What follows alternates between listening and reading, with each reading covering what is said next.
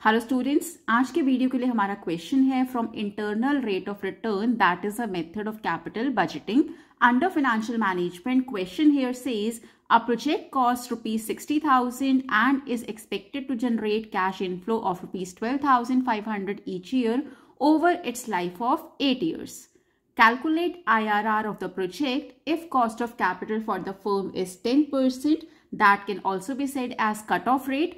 Should the project be accepted or not? Now let's have a look at the solution of the same. So under internal rate of return method, first step is to calculate F.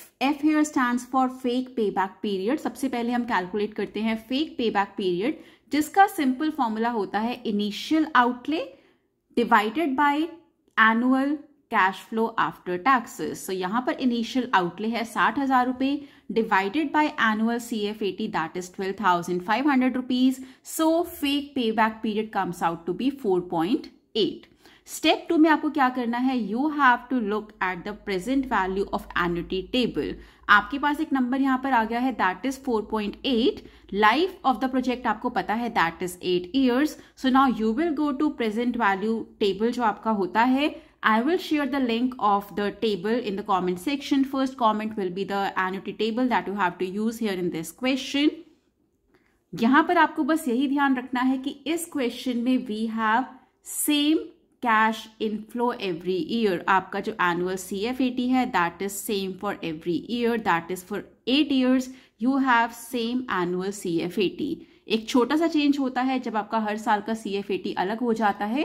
That will be discussing in the next video. So यहां पर आपको ये देखना है, जो table मैं आपको share करूंगी इन द कॉमेंट सेक्शन, वहां पर आपको 8 years के सामने you have to locate the closest figures of 4.8. जैसे कि मैंने यहाँ पर दो फिगर्स लिए हैं, closest figure that were for 4.8 against 8 years वो आते हैं. फर्स्ट फिगर मुझे मिला under 12% that was 4.968. Second figure जो क्लोजेस्ट मैंने लिया है that was for 4.8 that was under 13% और वो फिगर था 4.799. अब आपके पास दो परसेंटेजेस आ गई हैं जो कि हमारे पास हैं 12% और 13%. दोनों का ही एन्युटी फैक्टर भी हमें पता है. 12% पर एन्युटी फैक्टर था जो कि हमने टेबल से देखा. 12% के नीचे 8 साल के सामने इट वाज 4.968 और 13% के नीचे इट वाज 4.799. अब आपको क्या करना है, you simply need to multiply 12,500 with 4.968. It will give you 12% पर प्रेजेंट वैल्यू ऑफ इनफ्लो.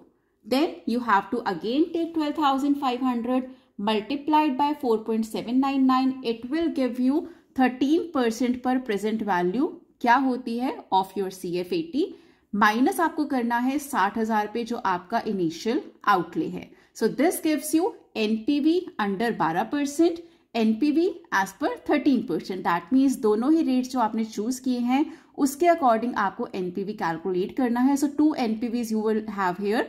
12% पर NPV आती है प्लस 2100, 13% पर NPV आती है -13.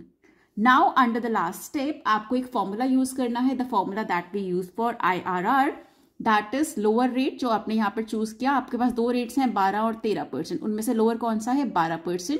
सो लोअर रेट जो कि 12 है plus NPV at lower rate. NPV at lower rate that means 12% पर NPV क्या है 2100 divided by NPV at lower rate again that means 2100 minus NPV at higher rate जो कि है -13 multiplied by difference in rates. Difference कितना है rates पे, 13 - 12 is 1. Now solving the numbers that we have, after putting the same in the formula, we will have 12.99 or we can say 13% as our IRR. And since it is more than the cutoff rate हमारे पास यहाँ था 10%, so the project should be accepted. So this is how we use the steps under internal rate of return method of capital budgeting in financial management. For more videos, stay tuned to the channel. Do subscribe to the channel. Share the link with your friends. Stay tuned in for the next video. Till then, keep learning, keep sharing, keep growing. Have a nice day.